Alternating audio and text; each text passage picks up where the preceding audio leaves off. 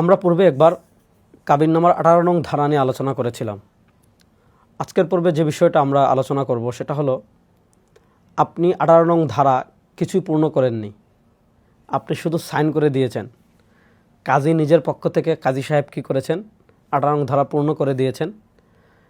এক্ষেত্রে তাফউইজে তালাক, স্ত্রী তালাকের অধিকার পাবে কি না?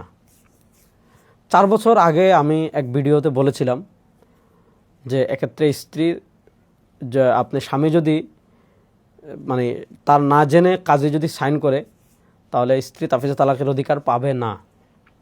কিন্তু এই মাসালা নিয়ে দীর্ঘ পর্যালোচনা হয়েছে।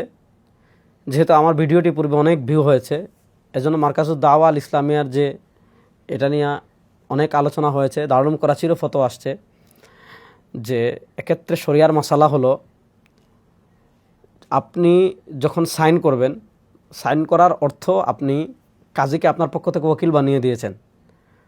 এজন্য দেখা যায় কাবিননামার যতগুলো ধারা আছে সব কিন্তু আপনার পক্ষ থেকে কাজী পূর্ণ করে এবং বাকি ধারার উপর আপনি সন্তুষ্ট থাকেন। তো যেহেতু বাকি সবগুলা ধারা কাজী আপনার পক্ষ থেকে ওকিল হয়ে পূর্ণ করছে, এজন্য আপনি যদি সাইন করে দেন, তাহলে আপনার সাইন করার ধারাই কাজী ওকিল হয়ে যাবে। এক্ষেত্রে কাজী যে শর্ত দিবে, ওই শর্তের সহিতই স্ত্রী তাফউইজে তালাকের মালিক হবে। সেই শর্ত যদি লঙ্ঘিত হয়, তাহলে স্ত্রী চাইলে নিজের উপর তালাক পতিত করতে পারবে। তখন কিন্তু আপনার এই অপশন থাকবে না যে আমি তো লিখিনি, আমি শুধু সাইন করেছি, আমি ধারাগুলো পূর্ণ করিনি, এটা বলার আর সুযোগ থাকবে না। কারণ আপনি সাইন করার ধারা ওকিলকে, কাজীকে আপনার ওকিল বানিয়ে দিয়েছেন। ওকিল এখন যে শর্ত দিবে সেটা আপনার শর্ত হিসেবে কি হবে, গণ্য হবে। এজন্য বিয়েতে কাবিননামা অবশ্যই পূর্ণ করবেন, এটা রাষ্ট্রীয় একটি গুরুত্বপূর্ণ বিষয়। এবং আপনি কোন কোন শর্তে স্ত্রীকে তাফউইজে তালাক দিচ্ছেন, এটা আপনার ইচ্ছাধীন। আপনি চাইলে নাও দিতে পারেন, আপনি চাইলে এটাও লিখে দিতে পারেন যে আমি আমার স্ত্রীকে তাফউইজে তালাকের অধিকার দিব না।